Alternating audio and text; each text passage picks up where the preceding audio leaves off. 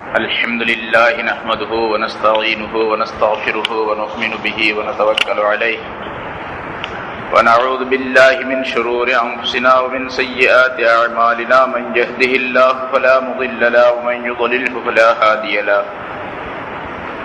ونشهد أن لا إله إلا الله وحده لا شريك له ونشهد أن سيدنا ونبينا مولانا محمدا عبده ورسوله أرسله الله بالحق بشيرا ونذيرا أما بعد فقد قال الله تعالى في كلامه القديم أعوذ بالله من الشيطان الرجيم بسم الله الرحمن الرحيم مثلهم كمثل الذي استوقد نارا فلما أضاءت ما حوله ذهب الله بنورهم وتركهم في ظلمات لا يبصرون صم بكم عمي فهم لا يرجعون أو كصيب من السماء فيه ظلمات ورعد وبرق يجعلون أصابعهم في آذانهم من الصواعق حذر الموت والله محيط بالكافرين صدق الله العظيم. கண்ணியத்திற்குரிய பெரியோர்களே, சகோதரர்களே,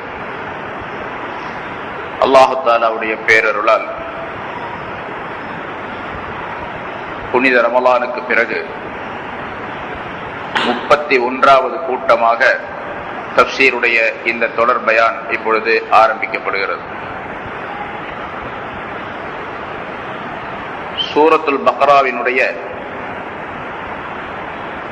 16 ஆயத்துகளுக்குரிய விளக்கங்கள் இதற்கு முன்னால் சொல்லப்பட்டிருக்கின்றன. இப்பொழுது வாசிக்கப்பட்டு 17, 18, 19வது ஆயத்துகள்.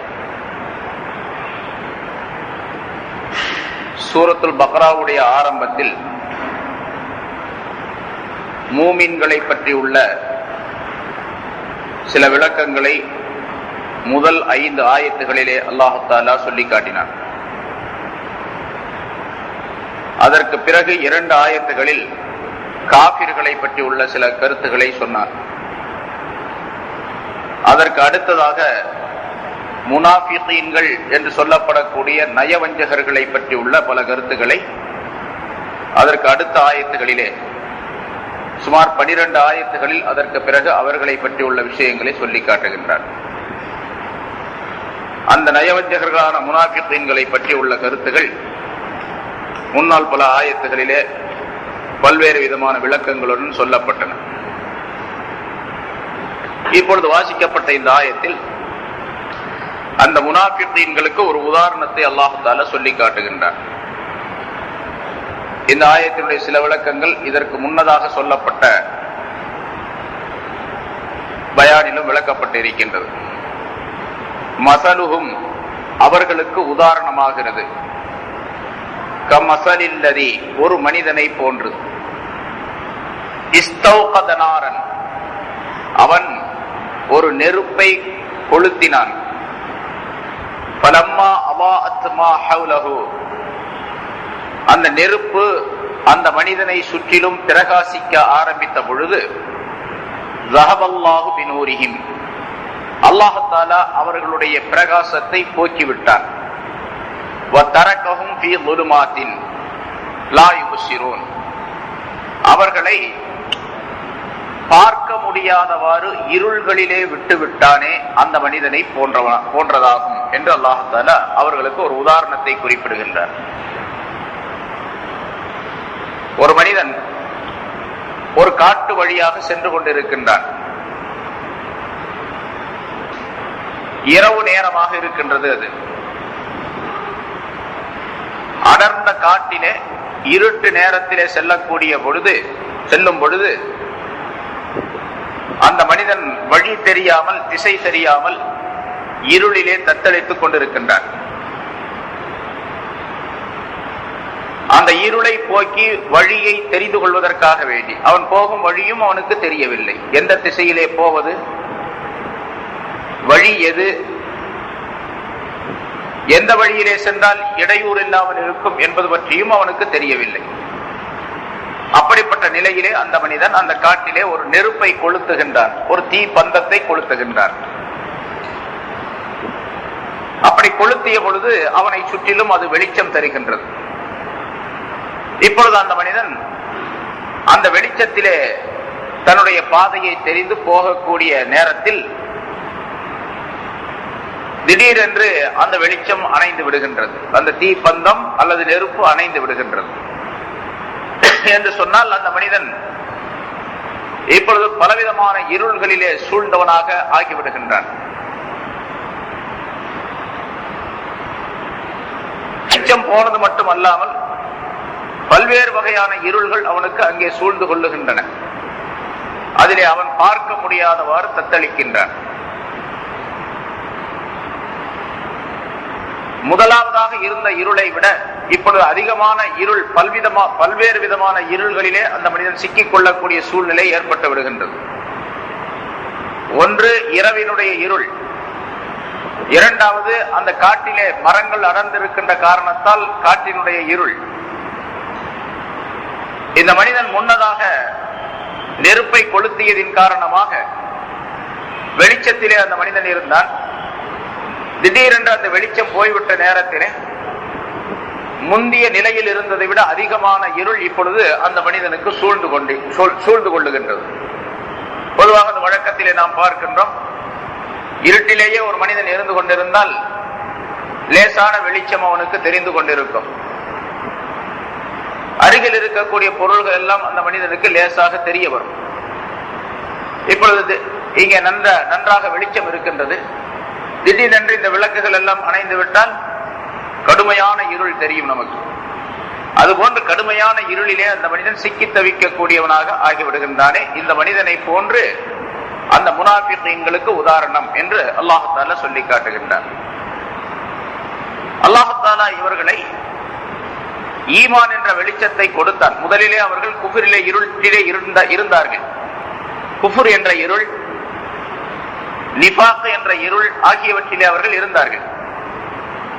பிறகு அல்லாஹ் தஆலா ரசூலுல்லாஹி ஸல்லல்லாஹு அலைஹி வஸல்லம் அவர்களின் மூலமாக ஒரு வெளிச்சத்தை அவர்களுக்கு தந்தான், ஈமான் என்ற வெளிச்சத்தை தந்தான். அவர்கள் ஈமான் கலிமா சொல்லி ஈமானை ஏற்றுக்கொண்டார்கள். அதன் காரணமாக இவர்கள் செல்லக்கூடிய வழி எது என்பதாக அவர்களுக்கு தெரிந்தது. அந்த வழி தெரிந்ததின் காரணமாக பல்வேறு விதமான பாதுகாப்புகளையும் இவர்கள் பெற்றுக் கொண்டார்கள். தங்களுடைய பொருள்களுக்கு பாதுகாப்பு, உயிருக்கு பாதுகாப்பு, தங்களுடைய உடைமைகளுக்கு பாதுகாப்பு, இப்படியெல்லாம் பல்வேறு விதமான பாதுகாப்புகளை அந்த ஈமானின் காரணமாக அவர்கள் பெற்றுக்கொண்டார்கள். பெற்றுக்கொண்ட பின்னால் பலவிதமான லாபங்களை அடைந்து கொண்ட பின்னால் முஸ்லிம்கள் என்பதாக வெளித்தோற்றத்திலே அவர்கள் கலிமா சொல்லி ஈமான் கொண்டதின் காரணமாகவும் ரசூலுல்லாஹி ஸல்லல்லாஹு அலைஹி வஸல்லம் அவர்களுக்கு பலவிதமான சலுகைகளை வழங்கி இருந்தார்கள். வெளித்தோற்றத்தில் முஸ்லிம்களாக அவர்கள் இருந்தாலும் கூட அவர்களுக்கு முஸ்லிம்கள் என்ற அந்தஸ்து கொடுக்கப்பட்டு முஸ்லிம்களிலே இருக்கக்கூடிய பெண்கள் அவர்களுக்கு திருமணம் செய்து வைக்கப்பட்டார்கள். முஸ்லிம்களோடு முஸ்லிம்களாக இருக்கக்கூடிய வாய்ப்பு அவர்களுக்கு கிடைத்தது. போர் பொருள்களிலே, கனீமத்துடைய பொருள்களிலே இவர்களுக்கும் பங்கு கிடைத்தது. இப்படி பல்வேறு விதமான லாபங்களை பெற்றுக் கொண்டிருந்த இவர்கள் திடீரென்று தங்களுடைய அந்த நிஃபாக் நயவஞ்சகத்தனத்தை வெளிப்படுத்த ஆரம்பித்தார்கள். போருக்கு போகக்கூடிய நேரத்திலே நபி அவர்கள் அவர்களிடத்தில் ஆலோசனை கேட்கக்கூடிய நேரத்தில் எல்லாம் தங்களுடைய நயவஞ்சகத்தனத்தை வெளிப்படுத்த ஆரம்பித்தார்கள். இப்பொழுது அல்லாஹ் தஆலா அவர்களுடைய அந்த ஒளியை போக்கி இருளிலே அவர்களை மூழ்கடித்து விட்டார். திரும்பவும் முன்னே இருந்த மாதிரியே இவர்கள் அந்த ஈமானுடைய கலிமாவுடைய லாபங்களை பெறுவதற்கு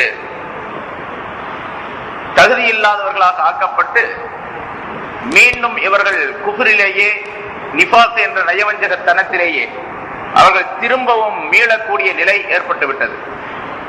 இப்பொழுதும் இவர்கள் எப்படி ஆகிவிட்டார்கள் என்று சொன்னால், மறுபடியும் தெளிவான பாதையை தெரியாதவர்களாக, பார்க்க முடியாதவர்களாக, இருளிலே சிக்கி தவிக்கக்கூடியவர்களாக அவர்கள் ஆகிவிட்டார்கள் என்பதாக அல்லாஹ் தஆலா குறிப்பிடுகின்றார். இது அந்த காட்டிலே சென்று கொண்டிருக்கக்கூடிய மனிதன் எப்படி இருட்டிலே தவிக்கக்கூடிய நேரத்தில் ஒரு வெளிச்சம் அவனுக்கு கிடைத்தது, அவனை சுற்றிலும் பல்வேறு விஷயங்களை விளங்கிக் கொள்ளக்கூடிய தெரிந்து கொள்ளக்கூடிய நிலை ஏற்பட்டது.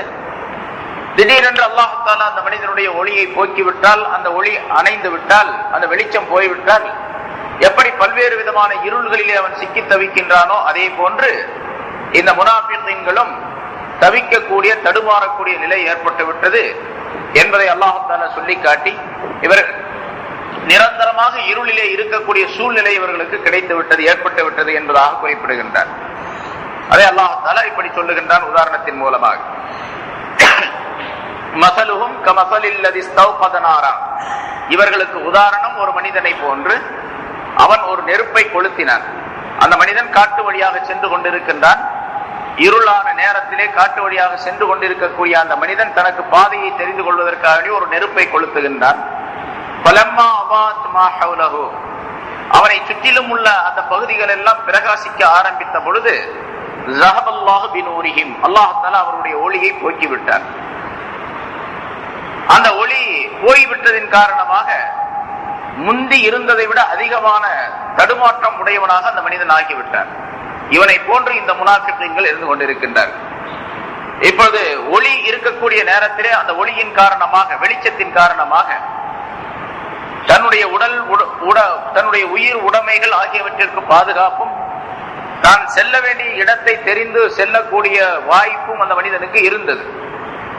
ஒளி அணைந்தவுடனே எந்த இடத்திற்கு செல்ல வேண்டுமோ அந்த இடத்திற்கு செல்ல வேண்டிய பாதையும் இவனுக்கு தெரியாமல் ஆகிவிட்டது. பிறகு இந்த மனிதனுடைய உயிருக்கும் உடைமைக்கும் ஆபத்தும் ஏற்பட்டு விட்டது என்பது மட்டுமல்லாமல், அந்த ஒளி அணைந்து விட்டவுடனே ஒளிக்கு பதிலாக இந்த மனிதனுக்கு அந்த நெருப்பினுடைய ஜுவாலையும் புகையும் இருள் சூழ்ந்த நிலையும், அந்த நெருப்பிலேயே இவன் விழுந்து விடக்கூடிய சூழ்நிலையும் கூட ஏற்பட்டு விட்டது என்பதாக என்ற உதாரணத்தை அல்லாஹ் தஆலா குறிப்பிடுகின்றார். இவர்கள் இந்த முனாஃபிகீன்கள் கலிமா சொன்னார்கள், ஈமான் கொண்டார்கள். ஈமான் கொண்டிருக்கக்கூடிய அந்த நேரத்திலே இந்த வெளிச்சத்தில் இருப்பதை போன்றுள்ள நிலையில் இருந்தார்கள். இந்த ஈமான் கொண்டதை விட்டுவிட்ட நேரத்திலே அவர்கள் இருளுக்குள்ளே மூழ்கியவர்களை போன்று ஆகிவிட்டார்கள். அதனால் அவர்களுடைய உடைமைகளுக்கு பாதுகாப்பு, உயிருக்கு பாதுகாப்பு என்பதும் கிடையாது. அதே போன்று எங்கே சென்று அடைய வேண்டுமோ அந்த நோக்கத்தை அடைவதற்குரிய வழியை தெரியாதவர்களாக இவர்கள் ஆகிவிட்டார்கள் என்று அல்லாஹ் தஆலா குறிப்பிடுகின்றார். இன்னொரு கருத்து, இந்த ஒளி என்பது இவருடைய அகீதா, கொள்கை சம்பந்தப்பட்ட விஷயங்கள். இந்த கொள்கையிலே இவர்கள் இருள் உடையவர்களாக ஆகிவிட்டார்கள், தடுமாற்றமுடைய கொள்கை உடையவர்களாக ஆகிவிட்டார்கள். நேரான கொள்கையை விட்டு தடுமாற்றமான அகீதா கொள்கையின் பக்கம் இவர்கள் சாய்ந்துவிட்ட திரும்பிவிட்ட காரணத்தால் அல்லாஹ் தஆலா நிரந்தரமான இருளிலே இவர்களை மூழ்கடித்து விட்டார். அந்த இருள் என்பது இந்த உலகத்திலே அவருடைய உள்ளத்திலே ஏற்படக்கூடியது. உள்ளம் இருளாக ஆகிவிட்டது, இருட்டாக ஆகிவிட்டது. அதன் காரணமாக எதையும் விளங்க முடியாத நிலை உடையவர்களாக அவர்கள் ஆகிவிட்டார்கள். ஒரு மனிதனுக்கு இதயம் தெளிவாக இருந்தால்தான், கல்வி என்பது தெளிவாக இருந்தால்தான் ஞானங்கள் அதற்குள்ளே நுழையக்கூடிய, அதிலே இடம்பெறக்கூடிய நிலை ஏற்படும். இதயம் தெளிவாக இல்லை, இருள்மயமாக ஆகிவிட்டது என்று சொன்னால் அதிலே அல்லாஹ் தஆலாவுடைய ஞானங்கள் ஏற்படுவது என்பது முடியாத காரியமாக ஆகிவிடும். ஆகவேதான் கல்பை பக்குவப்படுத்திக் கொள்ள வேண்டும் என்பதாக சொல்லப்பட்டிருக்கின்றது. ரசூலுல்லாஹி ஸல்லல்லாஹு அலைஹி வஸல்லம் அவர்கள் பல்வேறு ஹதீஸ்களின் மூலமாக அறிவிக்கின்றார்கள். முன்னால் அதற்குரிய விளக்கங்கள் சில சொல்லப்பட்டிருக்கின்றன. குர்ஆனிலும் அல்லாஹ் தஆலா சொல்லி காட்டுகின்றான், ஒரு மனிதன் தன்னுடைய கல்பை எவ்வளவு அதிகமாக பக்குவப்படுத்தி பிரகாசப்படுத்திக் கொள்ளுகின்றானோ, தூய்மைப்படுத்திக் கொள்ளுகின்றானோ, அந்த அளவுக்கு அல்லாஹ் தஆலாவுடைய ஞானங்கள் அந்த கல்விலே, இதயத்திலே குடிகொள்ளக்கூடிய, தங்கி இருக்கக்கூடிய நிலை ஏற்படும். மனிதன் கல்வை பக்குவப்படுத்தாவிட்டால் வெளியில் இருந்து கிடைக்கக்கூடிய ஞானங்கள் மிக குறைவாகவே அந்த மனிதனுக்கு ஏற்பட்டுவிடும். இதற்கு உதாரணத்தை இமாம் புசாரி ரஹ்மத்துல்லாஹி அவர்கள் சொல்லி காட்டிய ஒரு உதாரணம் முன்னால் சொல்லப்பட்டு இருக்கின்றது. ஒரு மனிதன் கல்வை பரிசுத்தப்படுத்துவதன் காரணமாக, தூய்மைப்படுத்துவதன் காரணமாக அல்லாஹ்வுடைய ஞானங்கள், அல்லாஹ் தஆலாவிடத்திலிருந்து கிடைக்கப் பெறக்கூடிய இல்முகள், மறைமுகமான நிலைகள் அனைத்தும் மிக அதிகமாக இவனுக்கு மிக தெளிவாக கிடைக்கக்கூடிய சூழ்நிலை ஏற்படுகின்றது என்பதற்கு ஒரு உதாரணத்தை இமாம் புசாரி ரஹ்மத்துல்லாஹி அவர்கள் தன்னுடைய இஹ்யாவிலே சுட்டி காட்டுகின்றார்கள். ஒரு அரசன் இருந்தான். அவனுக்கு ஒரு தன்னுடைய மாளிகையிலே அழகான ஓவியம், அந்த மாளிகையினுடைய சுவரிலே அழகான ஓவியம் வரைய வேண்டும் என்று விருப்பம். ஒரு பெரிய அரண்மனையுடைய பெரிய முன்னால் இருக்கக்கூடிய ஒரு பெரிய சகன், பெரிய ஹால் அது. அந்த இடத்திலே ஒரு சிறந்த ஓவியத்தை சுவரிலே வரைய வேண்டும் என்பது அவருடைய விருப்பம். அந்த காலத்திலே ஓவியம் வரைவதிலே மிகச் சிறந்தவர்களாக ரோமாபுரிக்காரர்களும் சீன தேசத்தவர்களும் இருந்தார்கள். ஒரு உதாரணத்தை சொல்லி காட்டுகின்றார்கள். கல்வுக்கு உதாரணம், கல்வை தெளிவுபடுத்துவதற்கு உதாரணத்தை. அரசனிடத்திலே இருவரும் தங்களுடைய வேண்டுகோள்களை வைத்தார்கள். நாங்கள் சிறந்த ஓவியத்தை நாங்கள் வரைவோம் என்பதாக. சீன தேசத்துக்காரர்களும் சொன்னார்கள், ரோம் நாட்டுக்காரர்களும் சொன்னார்கள். இருவரும் சிறந்தவர்கள் என்பதாக தங்களை பற்றி சொல்லிக் கொண்டிருந்த காரணத்தால் யாரை மறுப்பது யாரை எடுப்பது என்பது அந்த அரசனுக்கு சிரமமாக ஆகிவிட்டது. இப்பொழுது அந்த அரசன் 2 பேர்களையுமே ஓவியம் வரைய சொன்னான். யாருடைய ஓவியம் சிறந்ததாக இருக்கின்றதோ அவர்களுக்கு பரிசு கொடுக்கப்படும் என்பதாக சொன்னான்.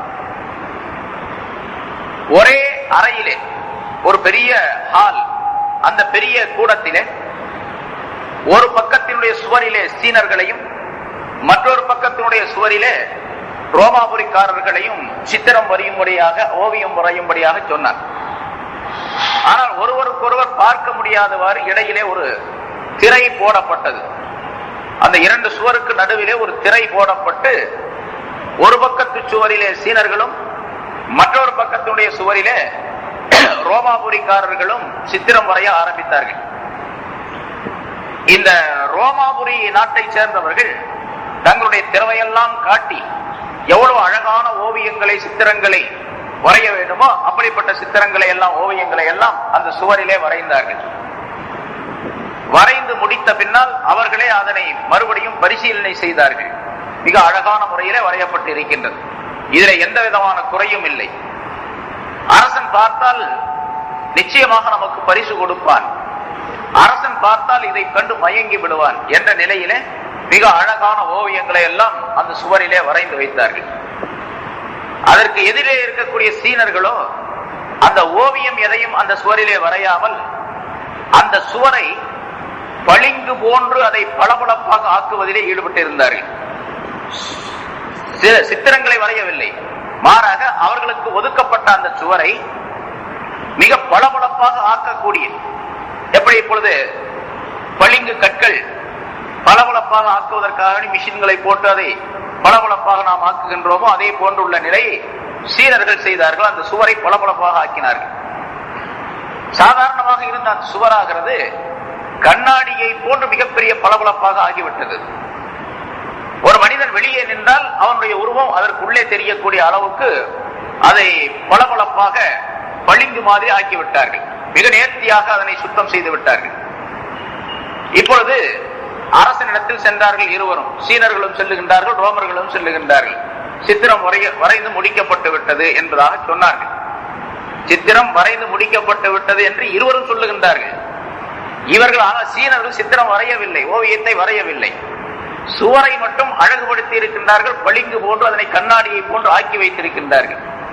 வெளியிருக்கக்கூடிய உருவங்கள் அனைத்தும் அதற்குள்ளே தெரியக்கூடிய அளவுக்கு ஆக்கி வைத்திருக்கின்றார்கள். இப்பொழுது அரசன் இந்த ரோமர்களுடைய சித்திரங்களை எல்லாம், முதலாவது ஓவியங்களை பார்த்தான். மிக அழகாக இருக்கின்றது என்று பாராட்டினான். சரி, உங்களுடைய சித்திரங்கள் எங்கே இருக்கின்றன என்பதாக கேட்டான் சீனர்களிடத்திலே. இந்த திரைக்கு அப்பால் இருக்கின்றது, திரையை ஒதுக்குங்கள், திரையை நீக்குங்கள், அதிலே தெரியும் என்பதாக சொன்னார்கள். அரசன் உத்தரவிட்டான். அந்த திரை அகற்றப்பட்டது. நடுவிலே போடப்பட்டிருந்த திரை அகற்றப்பட்டது. இப்பொழுது என்ன தெரியும்?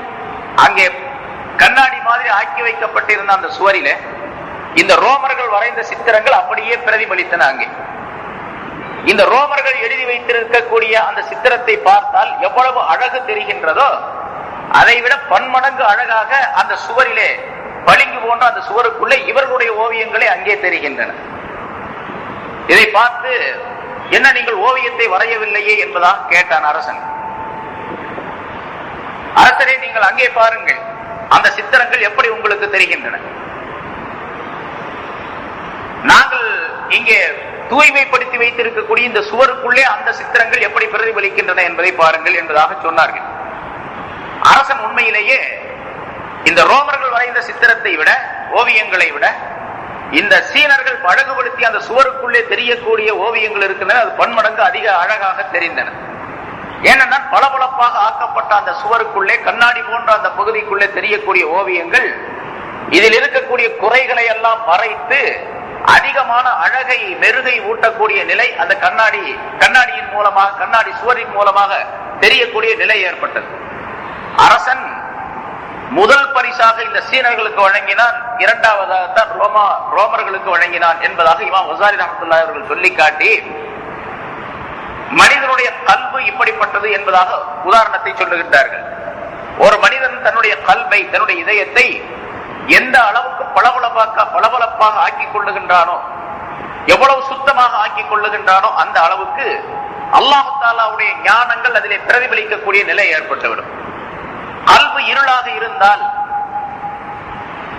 கல்புக்குள்ளே வெளியிருக்கக்கூடிய ஞானங்கள் கல்புக்குள்ளே பிரதிபலிக்கக்கூடிய தன்மை இல்லாமல் அது அமைந்திருந்தால் அல்லாஹ் தஆலாவுடைய ஞானங்கள் அதிலே ஏற்படுவதற்கு முடியாது என்பதாக கல்புக்கு உதாரணத்தை இப்படி விளக்கி காட்டுகின்றார்கள். எனவே ஒரு மனிதன் மற்ற எல்லாவற்றை விட வெளிப்படையான, வெளித்தோற்றத்தில் இருக்கக்கூடிய ஞானங்கள், அறிவுகள், கல்விகள் ஆகியவற்றை கற்றுக்கொள்வதோடு மனிதன் தன்னுடைய கல்வை அழகுபடுத்திக் கொள்ளக்கூடிய நேரத்தில் அதை தெளிவுபடுத்தி தஸ்பியத்துல் கல்ப் என்று சொல்லப்படக்கூடிய நிலையை ஏற்படுத்திக் கொண்டால், அதாவது அதை பரிசுத்தமாக்கி தெளிவாக ஆக்கிக் கொள்ளக்கூடிய நிலை ஏற்பட்டுவிட்டால் அந்த கல்புக்குள்ளே அல்லாஹ் தஆலாவுடைய ஞானங்கள் மிக அதிகமாக அழகாக பிரகாசிக்கக்கூடிய நிலை ஏற்பட்டுவிடும். ஒரு புத்தகத்திலே பார்த்து ஒரு அறிவை மனிதன் தெரிந்து கொள்ளுகின்றான். இது கண்ணால் பார்ப்பதின் மூலமாக அல்லது காதுகளால் கேட்பதின் மூலமாக மனிதனுடைய சிந்தனையிலே அந்த அறிவு தேக்கப்பட்டு அவனுக்கு விளக்கங்கள் கிடைக்கின்றன. இப்படி கண்ணால் பார்த்து சிந்தனையிலே தேக்கிக் கொள்வதை விட கல்வினால் அது பார்க்கப்பட்டு அந்த அறிவு சிந்தனையால் தேக்கிக் கொள்ளப்படுவது இருக்கின்றதே, அது மிகச் சிறந்த பலன்களை தரும் என்பதாக குறிப்பிடுகின்றார்கள். அதற்காக வேண்டிய அந்த கல்வை பரிசுத்தப்படுத்திக் கொள்ள வேண்டும், அதை ஒளிமயமாக ஆக்கிக் கொள்ள வேண்டும் என்பதாக சொல்லி காட்டுகின்றார்கள். இங்கே முனாஃபிகீன்களுக்கு அல்லாஹ் தஆலா உதாரணம் சொல்லும் பொழுது, இவர்கள் தங்களுடைய கல்வை பரிசுத்தப்படுத்தாமல் ஆக்கிவிட்டார்கள், கல்வை இருள்மயமாக ஆக்கிக் கொண்டார்கள். அதன் காரணமாக இவர்கள் தடுமாற்றத்திலே, இருளிலே மூழ்கி விட்டார்கள் என்பதாக அல்லாஹ் தஆலா குறிப்பிடுகின்றார். வதரகஹும் ஃபீ ظுலுமாத்தில் லா யுப்சிரூன், அவர்களை அல்லாஹ் தஆலா பலவிதமான இருள்களிலே விட்டு விட்டார். வழிகேடு என்ற இருள், இங்கே அல்லாஹ் தஆலா சொல்லும்போது இருளிலே விட்டு விட்டான் என்று சொல்லவில்லை, இருள்களிலே விட்டு விட்டான் என்பதாக பன்மையாக குறிப்பிடுகின்றார். பலவிதமான இருள்கள் அவருடைய உள்ளங்களிலே ஏற்பட்டு விட்டன. வழிகேடு என்ற இருள், நிஃபாக் நயவஞ்சகத்தனம் என்ற இருள், குஃபுர் என்ற இருள், அல்லாஹ் தஆலாவுடைய கோபம் என்ற இருள், இப்படிப்பட்ட பலவிதமான இருள்கள் இந்த உலகத்திலே ஏற்பட்டு விட்டன. இப்படி உலகத்திலே எந்த மனிதருக்கு இருள் ஏற்பட்டு விடுகின்றதோ, கல்விலே இருள் படிந்து விடுகின்றதோ, அந்த மனிதருக்கு இந்த உலகத்தோடு அந்த இருள் முடிந்து விடுவது கிடையாது. கபருக்கு போன பின்னால் அங்கேயும் இருள், கபருக்கு போனால் அங்கும் இருளாகும். எந்த மனிதர் உலகத்தில் இருக்கும் பொழுது தன்னுடைய கல்வை பரிசுத்தப்படுத்திக் கொள்ளுகின்றாரோ, ஒளிமயமாக ஆக்கிக் கொள்ளுகின்றாரோ, அவருக்குத்தான் கபரிலும் ஒளிமயமான நிலை ஏற்படும். கபர் இருக்கின்றதே, அது ஆகிரத்துடைய மஞ்சில்களில் முதல் மஞ்சில் என்பதாக ஸல்லல்லாஹு அலைஹி வஸல்லம் அவர்கள் குறிப்பிடுகின்றார்கள். முதல் இடம் அது. மனிதன் ஆகிரத்திற்கு செல்லக்கூடிய பாதையில முதல் இடமாக கபரை அல்லாஹ் தஆலா வைத்திருக்கின்றார். எந்த மனிதர் கபரிலே வெற்றி பெற்று விடுகின்றாரோ அவர் பிறகு இருக்கக்கூடிய எல்லா மஞ்சில்களிலும் வெற்றி அடைந்தவராக ஆகிவிடுவார். எவர் கபரிலே தோல்வி அடைந்து விடுகின்றாரோ அவர் பின்னால் இருக்கக்கூடிய எல்லா இடங்களிலும் தோல்வி அடைந்தவராகவே கருதப்படுவார். அதற்கு அடுத்து மஹ்ஷர் என்ற இடம் இருக்கின்றது, பிறகு மீசான் என்ற தராசு இருக்கின்றது, சிராத்துல் முஸ்தகீம் இருக்கின்றது. இதையெல்லாம் சந்திக்கக்கூடிய நிலை கட்டாயமாக ஒவ்வொரு மனிதனுக்கும் ஏற்பட்டே தீரும். அந்த இடங்களில் எல்லாம் வெற்றி பெற வேண்டும் என்று சொன்னால் அந்த மனிதன் முதல் மஞ்சிலேயே வெற்றி பெற்றவனாக ஆக வேண்டும். சாதாரணமாக நாம் சொல்லுவோம், முதல் வெற்றி முற்றிலும் வெற்றி, முதல் கோணல் முற்றிலும் கோணல் என்பதாக சொல்லப்படும். அதுபோன்று ஆகிரத்துடைய முதல் மஞ்சிலாகிய கபர் இருக்கின்றதே, அது வெளிச்சம் உடையதாக, பிரகாசம் உடையதாக இருக்க வேண்டும் என்று சொன்னால் மனிதன் உலகத்திலே வெளித்தோற்றத்தில் இருக்கக்கூடிய பிரகாசத்தின் மூலமாக அங்கிருக்கக்கூடிய பிரகாசத்தை பெற்றுக் கொள்ள முடியாது. மாறாக கல்வை பிரகாசப்படுத்திக் கொள்வதன் காரணமாகத்தான் கபரை பிரகாசப்படுத்திக் கொள்ள முடியும் என்பதையும் ஸல்லல்லாஹு அலைஹி வஸல்லம் பல ஹதீஸ்களிலே சொல்லி காட்டுகின்றார். அதே போன்று இந்த முனாஃபிகீன்கள் தங்களுடைய இதயங்களை இருள்மயமாக ஆக்கிக் கொண்ட காரணத்தினால் இவர்கள் கபருக்கு சென்ற பின்னாலும் இருள்மயமான நிலை அவர்களுக்கு ஏற்பட்டுவிடும். பிறகு மஹ்ஷருடைய மைதானத்திலும் அவர்களுக்கு இருள்தான் அவர்களை சூழ்ந்திருக்கும். மஹ்ஷருடைய அந்த பெருவெளி இருக்கின்றதே, அது மனிதர்களுடைய அமலுக்கு தக்கவாறு அவர்களுக்கு அங்கே சூழ்நிலையை உருவாக்கி கொடுக்கக்கூடிய நிலையை அல்லாஹ் தஆலா அமைத்து வைத்திருக்கின்றார். ஒரு மனிதனுக்கு ஒளிமயமாக இருக்கும், அவன் அருகிலேயே நின்று கொண்டிருக்கக்கூடிய இன்னொருவனுக்கு இருள்மயமாக இருக்கும். ஒரு மனிதனுக்கு வேதனை இருக்கும், மற்றொரு மனிதனுக்கு சுகம் இருக்கும். அங்கே ஒரு மனிதனுக்கு நிழல் இருக்கும், ஒரு மனிதனுக்கு சூரியனுடைய வெப்பத்தின் காரணமாக அவனுடைய மூளை உருகி கீழே வடியக்கூடிய நிலை ஏற்படும். கியாமத்தினாலே மஹ்ஷருடைய மைதானத்தில் சூரியன் ஒரு ஈட்டியினுடைய உயரத்தில் கொண்டு வந்து நிறுத்தப்படும் என்று ஸல்லல்லாஹு அலைஹி வஸல்லம் அவர்கள் சொல்லுகின்றார்கள். இப்ப சூரியன் எவ்வளவு தூரத்தில் இருக்குது நம்மை விட்டு? கிட்டத்தட்ட 15 கோடி கிலோமீட்டருக்கு அப்பால் இருக்கின்றது சூரியன் என்பது. இந்த பூமியிலிருந்து 15 கோடி கிலோமீட்டருக்கு அப்பால் இருக்கக்கூடிய சூரியன வெப்பத்தை நாம் தாங்க முடியவில்லை சில நேரங்கள். அதுவும் உலகத்தினுடைய பூமியினுடைய சில பகுதிகளிலே, அரபு நாடு போன்ற பகுதிகளில் எல்லாம் கடுமையான வெப்பம் நிலவுகின்றது.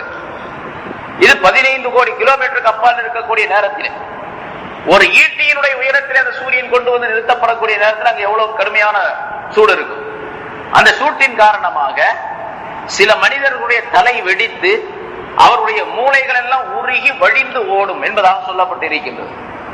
மனிதர்களுடைய உடலிலே ஏற்படக்கூடிய வியர்வையாகிறது கடலை போன்று இருக்கும். கடல் போன்று, ஆறு போன்ற கடல் போன்று இருக்கும். இந்த நிலைகள் எல்லாம் அவருடைய தராதரத்திற்கு அமலுக்கு தக்கவாறு அங்கே கொடுக்கப்படும் என்பதாக சொல்லப்பட்டிருக்கின்றது. உடலில் இருந்து வெளியாகக்கூடிய அந்த வியர்வை இருக்கின்றதே, அது சில மனிதர்களுக்கு பாதம் வரைக்கும் இருக்கும், சிலருக்கு முழங்கால் வரைக்கும் இருக்கும், சிலருக்கு இடுப்பு வரைக்கும் இருக்கும், சிலருக்கு நெஞ்சு வரைக்கும், சிலருக்கு கழுத்து வரைக்கும், சிலர் அந்த வியர்வையிலேயே மூழ்கி தத்தளிக்கக்கூடிய நிலையும் ஏற்படும் என்பதாக சொல்லப்பட்டிருக்கும். இப்படியெல்லாம் அந்த மஹ்ஷருடைய மைதானத்தில் பல்வேறு விதமான நிலைகள், அதிலே இருள் என்பதும் ஒன்று. அல்லாஹ் தஆலா மோமின்களை பற்றி சொல்லும் பொழுது யஸ்ஆ நூருஹும் பைன ஐதீஹிம், அவர்களுடைய ஒளி, அவர்களுடைய நூர் அவர்களுக்கு முன்னால் ஓடிக்கொண்டிருக்கும் என்பதாக சொல்லுகின்றார். மோமினான மனிதர்களுக்கு அந்த நூரானியத் ஈமான் இந்த உலகத்தில் இருந்ததின் காரணமாக, ஈமானின் மூலமாக தங்களுடைய கல்வை அவர்கள் ஒளிமயமாக ஆக்கிக் கொண்டதின் காரணமாக, கியாமத் நாளில் மஹ்ஷருடைய மைதானத்திலே அவர்களுக்கு அந்த ஈமான் நூறாக ஆக்கப்பட்டு அவர்களுக்கு முன்னால் அது ஓடிக்கொண்டிருக்கும். அதன் காரணமாக அவர்கள் மிக தெளிவான பாதையை தெரிந்து செல்லக்கூடியவர்களாக அந்த நேரத்தில் இருப்பார்கள். அது இல்லாதவர்கள் இந்த உலகத்திலே தங்களுடைய கல்வை இருளாக ஆக்கிக் கொண்டவர்கள், குஃப்ரின் காரணமாக, நிஃபாக்கின் காரணமாக, பாவங்களின் காரணமாக தங்களுடைய இதயங்களை கருப்பாக ஆக்கிக் கொண்டவர்கள் எல்லாம் கபரிலே இருட்டிலே இருப்பார்கள். அதே போன்று மஹ்ஷருடைய பெருவெளியிலும் அவர்கள் இருட்டிலே இருப்பார்கள். கல்வை வெறுமனே நிபா, அதாவது நயவஞ்சகத்தனம், குஃப்ர் என்பதை கொண்டு மட்டுமல்ல, பாவங்களை கொண்டும் கூட அல்லாஹ் தஆலா கருப்பாக்கி வைத்து விடுகின்றார். ஆகவே பாவங்களும் மனிதனுடைய இதயத்தை கருப்பாக்கக்கூடியவை என்பதாக முன்னால் விளக்கம் சொல்லப்பட்டு இருக்கிறது. ஸல்லல்லாஹு அலைஹி வஸல்லம் அவர்கள் சொல்லி காட்டுகின்றார், ஒரு மனிதன் ஒரு பாவத்தை செய்தால் அவனுடைய இதயத்திலே ஒரு கருப்பு புள்ளி விழுகின்றது.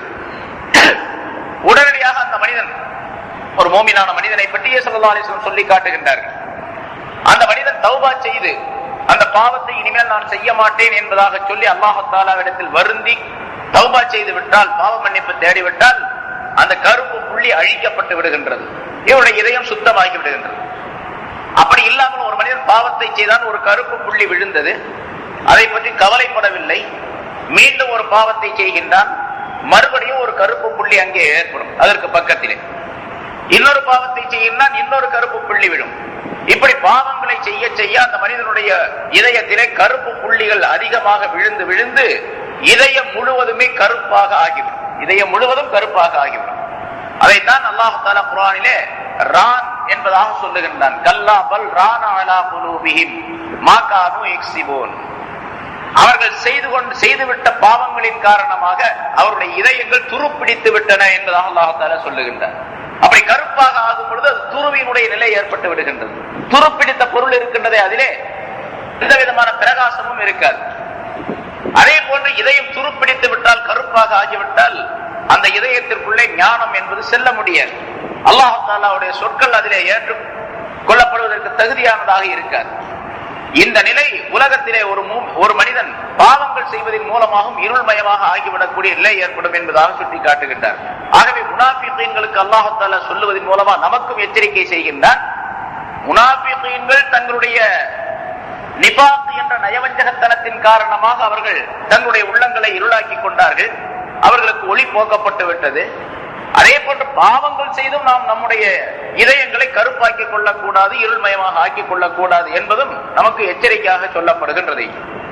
பிறகு அல்லாஹ் தஆலா குறிப்பிடுகின்றான், அவருடைய ஒளியை அல்லாஹ் தஆலா போக்கிவிட்டான், அவர்களை இருள்மயமான பலவிதமான இருள்களிலே அவர்களை விட்டுவிட்டான். லா யுப்சிரூன், அவர்கள் பார்க்க முடியாதவர்களாக ஆகிவிட்டார்கள். வெளித்தோட்டத்திலே கண்கள் இருந்தும், வெளித்தோட்டத்திலே அவர்களுக்கு காதுகள் இருந்தும், அந்த காதுகளின் மூலமாக சத்தியமான உண்மையான விஷயத்தை கேட்க முடியாதவர்களாக அவர்கள் இருந்து கொண்டிருக்கின்றார்கள். சும்முன், அவர்கள் செவிடர்களாக இருக்கின்றார்கள். லா யஸ்மஊன கைரா லா யஸ்மஊன அல் ஹக்க, அவர் சத்தியமான விஷயங்களை கேட்க முடியாதவர்களாக இருக்கின்றார்கள். நன்மையான காரியங்களை செவியேற்க முடியாதவர்களாக அவர்கள் ஆகிவிட்டார்கள். எனவே அல்லாஹ் தஆலா அவர்களுடைய இதய காதுகளை செவிடாக ஆக்கிவிட்டார்.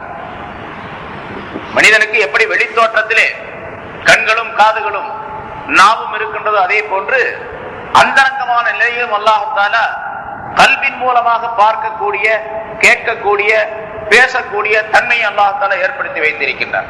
கல்புகளுக்கு ஒரு விதமான காது, மறைமுகமான, அதாவது நம்மை போன்ற இந்த வெளித்தோற்றமான காது இருக்கிறது அப்படிங்கிற அர்த்தம் அல்ல. அதை விளங்கி கேட்டு விளங்கி செயல்படக்கூடிய தன்மையை அல்லாஹ் தஆலா கல்வியை அமைத்து வைத்திருக்கின்றார். அதுவெல்லாம் இல்லாமல் ஆக்கப்பட்டு விட்டார்கள் இந்த மனிதர்கள்.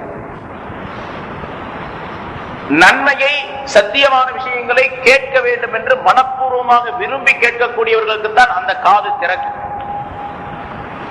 கல்வியுடைய காது திறந்து அதன் மூலமாக கேட்கக்கூடிய நிலை, கிரகிக்கக்கூடிய நிலை ஏற்படுவது யார் அதை விரும்புகின்றாரோ அந்த மனிதருக்கு.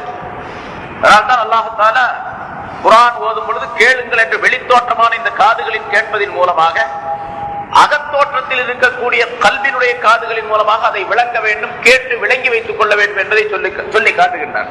வைதா குர்ஆன் குர்ஆன் ஃபஸ்தமிஉ லஹு என்று ஒரு ஆயத்தில் குறிப்பிடுகின்றார். இது வெளித்தோற்றத்தை குறிப்பிடுகின்றது. குர்ஆன் ஓதப்பட்டால் நீங்கள் காது தாழ்த்தி கேளுங்கள் என்பதாக சொல்லுகின்றார். குர்ஆன் ஓதப்பட்டால் காது தாழ்த்தி கேட்க வேண்டும். வெளிப்படையாக இருக்கக்கூடிய இந்த காதின் மூலமாக குர்ஆனை நாம் கேட்க வேண்டும். கேட்பதற்குரிய கருவியாக காதுகளை அல்லாஹ் தஆலா வைத்து வைத்திருக்கின்றார். இப்படி கேட்பதன் மூலமாக அதனுடைய நோக்கம் என்ன? அல்லாஹ் தஆலா சொல்வதனுடைய நோக்கம், அதாவது இதா குர்ஆன் குர்ஆன் ஃபஸ்தமிஉ லஹு, குர்ஆன் ஓதப்பட்டால் நீங்கள் காது தாழ்த்தி கேளுங்கள் என்று சொன்னால் வெறுமனே கேட்பது என்பது மட்டுமல்ல, அதை மனதால் கிரகிக்கக்கூடிய தன்மையோடு கேட்க வேண்டும். இல்லாவிட்டால் கேட்பது என்பதில் ரெண்டு வகை இருக்கின்றது. சிந்தனை இல்லாமல் கேட்கக்கூடிய நேரத்தில் அந்த கேட்பது எந்த விதமான பலனையும் தராது. சிந்தனையோடு கேட்கும் பொழுதுதான் கேட்பது பலன் தரக்கூடியதாக அமையும். அப்படி கேட்க வேண்டும். குர்ஆன் ஓதும் போது கேளுங்கள் என்று சொன்னால் சிந்தனையோடு கேட்க வேண்டும். இப்ப சாதாரணமாக நான் உதாரணம் சொல்லி இருக்கிறேன். ஒரு மனிதன், நம்ம ஏதாவது ஒரு சிந்தனையில இருக்கிறோம்னு வச்சுங்க, இங்க நீங்க ஏதாவது ஒரு கருத்தை எனக்கு சொல்றீங்க, அல்லது நான் இப்போ சொல்லிக் கொண்டிருக்கின்றேன் சில விஷயங்களை, குர்ஆனுடைய இந்த ஆயத்துகளுக்கு விளக்கங்கள் சொல்லிக் கொண்டிருக்கேன்.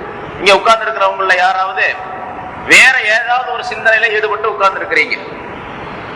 இன்னைக்கு பகல்ல கடையில் நடந்த விஷயங்கள், அல்லது பிசினஸ் சம்பந்தமாக ஏதாவது ஒரு விஷயம், அல்லது இனிமேல் போய் ராத்திரிக்கு நாளைக்கு செய்ய வேண்டிய காரியங்கள், இதையெல்லாம் யோசனை பண்ணிட்டே உட்கார்ந்து இருக்கிறீங்க.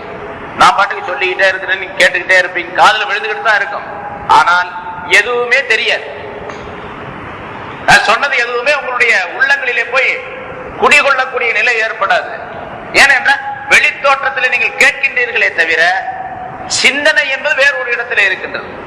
அதனால்தான் அந்த அகல் என்ற சிந்தனையை பயன்படுத்தும் பொழுதுதான் காதின் மூலமாக, கண்களின் மூலமாக, நாவின் மூலமாக சொல்லப்படக்கூடிய எல்லா விஷயங்களும், பேசப்படக்கூடிய, கேட்கப்படக்கூடிய எல்லா விஷயங்களும் பதியக்கூடிய நிலை ஏற்படும். இல்லாவிட்டால் பதியாது. கண்ணால பாக்குறதும் அப்படித்தான். முன்னால பல தடவை உதாரணங்கள் சொல்லி இருக்கிறாங்க. நம்ம பாட்டுக்கு ரோட்ல நின்றுகிட்டு இருக்கிறோம், பஸ்ஸுக்காக நின்றுக்கிறோம் வச்சுங்க, உதாரணத்தை அப்படி சொன்னா தான் விளங்கும். பஸ்ஸுக்காக வேண்டி நின்றுகிட்டு இருக்கிறோம். நான் ஒரு பஸ்ஸை பார்த்து நின்றுகிட்டே இருக்கிறேன், 22ஆம் நம்பர் பஸ் வரும் அப்படின்னு சொல்லிட்டு அந்த 22 பார்த்துக்கிட்டே நிக்கிறேன். வேற எந்த பஸ்ஸும் என்னுடைய கண்ணுக்கு தெரியாது. 22 மட்டும் பார்த்துக்கிட்டே நிற்பேன். 23 வரும், 24 வரும். சரி, அப்ப பார்த்துக்கிட்டே இருக்கக்கூடிய நேரத்துல என்னுடைய சிந்தனை வேற ஒரு இடத்துல இருக்குது. நான் போகக்கூடிய வேலையில என்னென்ன செய்ய வேண்டும் அப்படின்ட்டு, அல்லது ஏதாவது ஒரு விஷயத்தை, கடந்து விட்ட விஷயத்தை சிந்தித்துக் கொண்டு இருக்கக்கூடிய நேரத்துல 22 வரும், 23 வரும், அப்புறம் ஒரு 22 வரும், எல்லாம் போயிட்டே இருக்கு, நம்ம நின்றுகிட்டே இருக்கும். இப்ப கண்கள் பார்த்து கொண்டே இருக்கும், ஆனால் சிந்தனை வேறொரு இடத்தில் இருப்பதன் காரணமாக எந்த பஸ் வந்துச்சு எது போச்சு அப்படின்னு தெரியாது. சரி, அதே போன்று என்னுடைய பக்கத்துல ஒருத்தர் வருவார், வேகமா வந்து வருவார், வந்தவர் எங்க 20ஆம் நம்பர் பஸ் போயிடுச்சா அப்படின்னு கேட்பாரு. 20ஆம் நம்பர் பஸ் அப்பதான் போயிருக்கும். என்னுடைய சிந்தனை வேற இடத்தில் இருந்ததன் காரணமாக வேற ஒரு விஷயத்தை விளங்கி கொண்டிருந்ததன் காரணமாக 20 போனது தெரியாது, 22 போனது தெரியாது, தெரியலீங்களே அப்படின்னு சொல்லுவேன். பக்கத்துல இருக்கிற சொல்ல 20 இப்பதாங்க போகுது, எனக்கு தெரியாது, 20 போனது எனக்கு தெரியாது. ஏன்னு கேட்டா என்னுடைய சிந்தனை வேறொரு இடத்தில் இருப்பதின் காரணமாக அங்கே என்ன நடைபெறுகின்றது என்பது கண்களின் மூலமாக கிரகித்து அதை சிந்தனையில இருக்கக்கூடிய நிலை ஏற்படவில்லை. கண்ணு பார்த்துக்கிட்டு தான் இருக்கு, ஆனா விளங்க முடியாது. இது மாதிரி மனிதன் அகக்கண்களை திறந்து விடக்கூடிய நேரத்தில் தான், அகத்தில் இருக்கக்கூடிய செவியை திறந்து விடக்கூடிய நேரத்தில் தான் வெளிச்செவிக்கு அல்லாஹ் தஆலா அதனுடைய பலனை ஏற்படுத்துவார். இல்லாவிட்டால் வெளிச்செவியின் மூலமாக எந்த விதமான பலனும் ஏற்படாது. அதை அல்லாஹ் தஆலா சொல்லி காட்டு, சும்முன், அவர்கள் நன்மையை கிரகிப்பதை விட்டும் கேட்பதை விட்டும் அவர்கள் செவிடர்களாக இருக்கின்றார்கள். பொதுவாகவே சில பேர் அந்த நன்மையான விஷயங்களை, இதுல இன்னொரு கருத்தையும் அல்லாஹ் தஆலா சொல்லி காட்டுகிறார். இவர்கள் செவிடர்கள் என்று சொன்னால் நன்மையான காரியங்களை கேட்பதில் மட்டும்தான் செவிடர்கள். தீமையான காரியங்களை சொன்னா ரொம்ப கவனமா கேட்பாங்க. அப்படி சில பேர் இருக்கிறாங்க. முனாஃபிகீன் அந்த ரகத்தை சேர்ந்தவர்கள். நன்மையான காரியம் இப்போ பயான் செய்யப்படுது சொல்லுங்க, அல்லாஹ் ரசூலுடைய கலாம் சொல்லப்படுகின்றது, பயான் செய்யப்படுகின்றது, ஏதாச்சும் உபதேசங்கள் செய்யப்படுகின்றன அப்படின்னு சொன்னா அதை கேட்கறது ரொம்ப கம்மி மக்கள்ல. ஏதாச்சும் தீமையான விஷயங்களை சொல்லுங்க, அதை கேட்பதற்கு ரொம்ப காதை தீட்டிக்கிட்டு கேட்பாங்க. இப்ப இந்த நேரத்துல இப்ப இங்க எத்தனை பேர் இருக்கிறாங்க? 15 பேர் இருக்கிறீங்க. குர்ஆனுடைய இந்த ஆயத்தை நான் நாள் கணக்குல காலையில இருந்து ராத்திரி வரைக்கும் சாயந்தரம் வரைக்கும் உட்கார்ந்து அதை ஆய்வு செய்து இந்த ஆயத்துக்கு என்ன விளக்கம், அந்த ஆயத்துக்கு என்ன விளக்கம்னு ஒரு 10-20 தஃசீர்களை பார்த்து இங்க கொண்டு வந்து 1 மணி நேரம் உங்களுக்கு சொல்ல வேண்டியது இருக்குது. நான் ஒரு நாள் பார்க்க வேண்டியது இருக்கு, சில நேரங்களில் 2 நாள் பார்க்க வேண்டியது இருக்கு, சில நேரங்களில் 3 நாள் பார்க்க வேண்டியது இருக்கு நான் 1 மணி நேரம் சொல்றதுக்கு. ஏன்னா இதை குர்ஆனுடைய இது அல்லாஹ் தஆலாவுடைய கலாம். சரி, நான் ஏன் இஷ்டத்துக்கு அர்த்தத்தை சொல்லிட்டு போயிட முடியாது. இப்ப எவ்வளவு பேர் இருக்காங்க? 15 பேர் இருக்கிறீங்க கேட்கறது. சரி, இதே நேரத்தில் நாகூர் அனிபா கச்சேரி, வேற கச்சேரி விட்டுருங்க, நாகூர் அனிபா கச்சேரிக்கு வச்சிருக்குன்னு வச்சுங்க, எவ்வளவு பேர் இருப்பாங்க? இப்ப நல்லதை கேட்கக்கூடியதுக்கு காது ரொம்ப கம்மிங்க, தீயதை கேட்பதற்கு காது ரொம்ப அதிகமா இருக்கு. இந்த முனாஃபிகீன்கள் இது போல உள்ளவர்கள். நல்லதை கேட்பதற்கு அவங்க காது இடம் கொடுக்காது, காதுல அவங்க கேட்க மாட்டாங்க. அது அந்த வகையில செவிடர்களாக ஆகி விடுவார்கள். தீமையை கேட்க போனா, தீமையை சொல்ல போனா நிறைய கேட்பாங்க, எல்லாம் அதிகமாக கேட்பாங்க. இது பொதுவாக நம்மிடத்தில் மக்களிடத்தில் மனிதர்களிடத்தில் இருக்கு. நம்ம குறிப்பாக மூமினான மனிதர்கள் அதை தவிர்த்துக் கொள்ள வேண்டும் என்பதற்காக அல்லாஹ் தஆலா சொல்லி காட்டுகின்றார். நன்மையை அதிகமாக கேட்க வேண்டும், தீமைகளை குறைவாக கேட்க வேண்டும் அல்லது விட்டுவிட வேண்டும். மனிதனுடைய நிலை எப்படி இருக்கிறது? ஒரு கவிஞர் சொல்லுவதை போன்று, சும்முன் இதா சமிஅ கைரன் ذكرت به, நன்மை சொல்லப்பட்டால் அவர்கள் செவிடர்களாக ஆகிவிடுவார்கள். வயின் தகர்த்த பிசூயின், தீமையை நீ கூறினால் குல்லுஹும் உதுன், அவர் உடலெல்லாம் காதாக இருக்கும், உடல் பூரா காதா மாறிடும். அவர் ரொம்ப கவனமா கேட்பாங்க தீமையை சொன்னா. நாகூர் அனிபா கச்சேரின்னு சொன்னா கொஞ்சம் கூட்டம் அதிகமா இருக்கும். சரி, அதே நேரத்துல ஒரு சினிமா பாட்டுக்காரன் வந்து பாடுறான் அப்படின்னு சொன்னா இன்னும் கொஞ்சம் கூட்டம் அதிகமா இருக்கும். தீமைகள் அதிகமாக மக்கள் அதிகமாக இருப்பாங்க. அதை கேட்கறதும் அதிகமாக ரொம்ப விருப்பத்தோடு கேட்பாங்க. இதே மாதிரி நிலைதான் இந்த முனாஃபிகீன்களுடையது என்பதையும் அல்லாஹ் தஆலா சொல்லி காட்டு. சும்முன், அவர்கள் செவிடர்கள். நன்மையான சத்தியமான விஷயங்களை கேட்பதை விட்டும் செவிடர்களாக அவர்கள் இருக்கின்றார்கள். தீய விஷயத்தை சொன்னால் ரசூலுல்லாஹி ஸல்லல்லாஹு அலைஹி வஸல்லம் அவர்களை பற்றி ஏதாவது குற்றம் குறைகள் சொன்னார், சஹாபாக்களை பற்றி குற்றம் குறைகள், இஸ்லாத்தை பற்றி குறைகள் சொன்னால் அதை ரொம்ப காது தாழ்த்தி கேட்பார்கள். அதற்காக வேண்டி முனைந்து கொண்டு செயல்படுவார்கள். அவர்கள் புக்குமுன், அவர்கள் ஊமையர்களாக இருக்கின்றார்கள். அதே போன்று உண்மையை, நன்மையான விஷயங்களை, சத்தியமான விஷயங்களை பேசுவதை விட்டு ஊமையானவர்கள் அவர்கள். வெளித்தோற்றத்தில் ஊமை அல்ல, பேசக்கூடிய சக்தி இருக்குது. நன்மைகளை பேசுவதிலே ஊமையானவர்கள். இதிலும் அல்லாஹ் தஆலா அதே போன்று நமக்கு அல்லாஹ் தஆலா எச்சரிக்கை செய்கின்றான், நாம் நன்மைகளை விட்டு ஊமையானவர்களாக ஆகிவிடக் கூடாது. நன்மையான காரியங்கள், நன்மையான பேச்சுக்கள் அனைத்தையும் பேசிக்கொண்டே இருக்க வேண்டும். தீமையான பேச்சுக்கள் அனைத்தையும் விட்டுவிட வேண்டும். தீமையான பேச்சுக்களை பேசுவதிலே அவர்கள் முதல் தரமானவர்களாக இருப்பார்கள் என்பதையும் அல்லாஹ் குறிப்பிடுகின்றான். அதாவது புக்முன், அவர்கள் ஊமையர்கள் என்று சொன்னால் லா யதகல்லமூன பிமா யன்ஃபஉஹும், அவர்களுக்கு எது பலன் தருமோ அதை பேச மாட்டார்கள் என்று முனாஃபிகீன்களை பற்றி அல்லாஹ் தஆலா சொல்லும் பொழுது நமக்கு அல்லாஹ் எச்சரிக்கை செய்கின்றான், எது பலன் தருமோ அதை மட்டும்தான் பேச வேண்டும் மூமினான மனிதன். பலன் இல்லாத பேசக்கூடாது. இது முன்னால் அடிக்கடி சொல்லப்பட்டு இருக்கின்றது உங்களுக்கு. நாம் பேசினால் பலன் தரக்கூடிய பேச்சுக்கள் மட்டும்தான் அது இருக்க வேண்டும். அதாவது இப்படி இப்படி நம்முடைய எண்ணம் இருக்க வேண்டும். நான் பேசினால் என்னுடைய பேச்சின் காரணமாக என்னுடைய நாமாவிலே, அதாவது என்னுடைய செயலேட்டிலே நன்மைகள் எழுதப்படக்கூடிய பேச்சாக அது இருக்க வேண்டும். கிராமன் காத்திமீன் என்று சொல்லப்படக்கூடிய நன்மையின் தீமை எழுதிக்கிட்டே இருக்கிறாங்க அப்படிங்கிற நம்பிக்கை கொண்டிருக்கிறோம். நம்ம வலது தோளிலே நன்மையை எழுதக்கூடியவர், இடது தோளிலே தீமையை எழுதக்கூடியவர் அமர்த்தப்பட்டு இருக்கின்றார், நியமனம் செய்யப்பட்டு இருக்கின்றார். ஒவ்வொரு நாளும் ஷிப்ட் முறையிலே அல்லாஹ் தஆலா அவர்களை அனுப்புகின்றார்.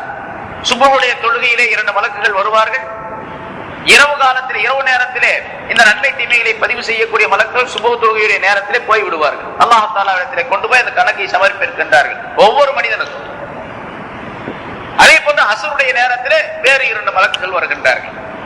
ஒவ்வொரு மனிதனுக்கும் ஒவ்வொரு நாளும் இரவிலே 2 மலக்குகளும் பகலிலே 2 மலக்குகளும். அவர்கள் டியூட்டி, அந்த வேலையை மாற்றிக்கொள்ளக்கூடிய நேரம் சுபஹுடைய நேரமும் அஸ்ருடைய நேரம்.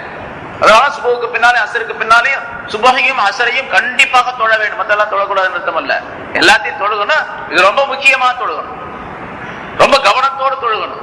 பிறகு சுபஹுக்கு பின்னாலும் அஸ்ருக்கு பின்னாலும் கொஞ்ச நேரம் உட்கார்ந்து திக்ர் செய்யணும். உடனடியாக எந்திரிச்சு போயிடக்கூடாது.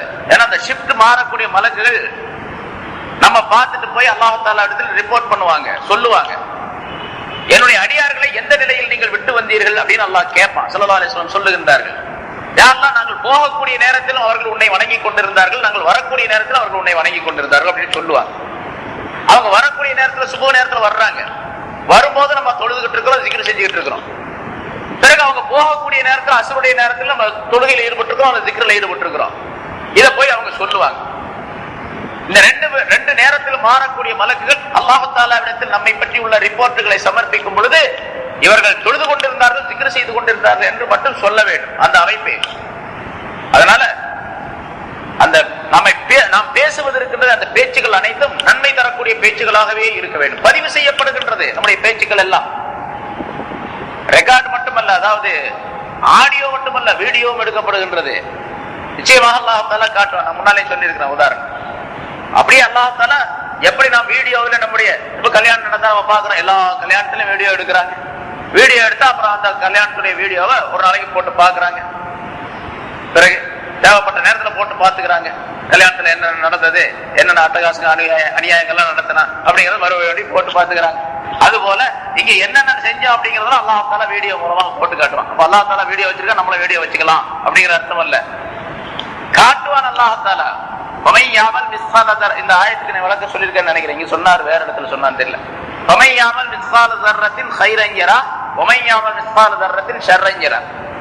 எவர் ஒருவர் ஒரு அணுவளவு நன்மையை செய்தாலும் யரஹு, அதை பார்த்து கொள்வார்.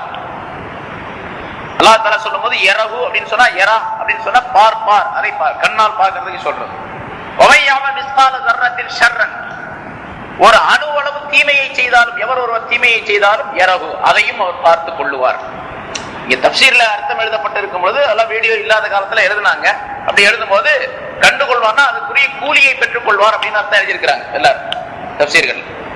நன்மையை செய்தால் அதற்குரிய கூலி, தீமையை செய்தால் அதற்குரிய கூலி, அது அணுவளவு இருந்தாலும் சரி அந்த கூலி கிடைக்கும் அப்படிங்கிற அர்த்தம். யுஜாசிஹி, அதற்குரிய கூலி அல்லாஹ் தஆலா வழங்குவார் அப்படின்னு சொல்லப்பட்டிருக்கு.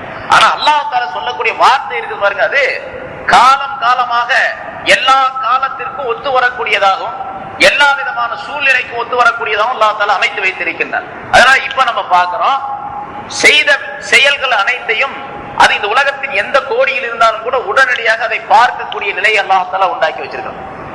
அது ரேடியோ, அந்த வீடியோ, டிவியின் மூலமா நாம் பார்த்துக்கிட்டு இருக்கிறோம். இதே போன்றுள்ள நிலையை அல்லாஹ் தஆலா ஏற்படுத்துவது என்பது முடியாத காரியம் அல்ல. நிச்சயமாக அல்லாஹ் தஆலாவினால் முடியும்.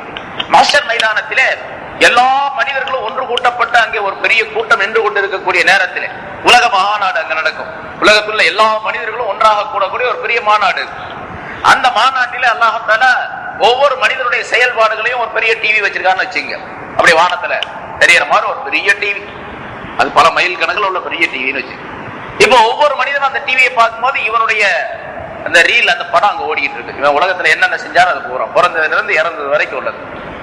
அதை அல்லாஹ் தஆலா சொல்லி காட்டுகிறான். வமையாமல் மிஸ்ஸால ஸர்ரத்தின் கைரன் யரஹு, நன்மையை அணுவளவு எவர் செய்கின்றாரோ அதனை அவர் கண்டுகொள்வார். கண்ணாலே பார்ப்பார், கண்ணாலே பார்ப்பார். அதே போன்று தீமையை சொன்னால் அதையும் கண்ணால் பார்ப்பார். இப்ப முன்னாலும் சொல்லப்பட்டிருக்கிறவங்களுக்கு தெரியும், நம்முடைய உடலில் உள்ள இந்த ரேகைகள் இருக்கின்றனவே, அதே போன்று இந்த மயிர் கால்கள் இருக்கின்றனவே, இதுவெல்லாம் ஆடியோக்களாக பயன்படுகின்றன என்பதாக சொல்லிக்கிட்டு இருந்தோம். அறிஞர்கள் சொல்லுகின்றார்கள், மக்கள் சொல்லுகின்றார்கள்.